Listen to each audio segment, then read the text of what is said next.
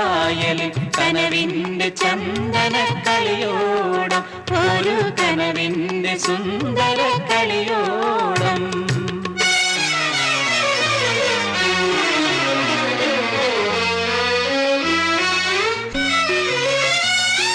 അമരം തരാമെങ്കിൽ പോരാം ഞാൻ അലകൾ മുറിച്ചു തുഴഞ്ഞോ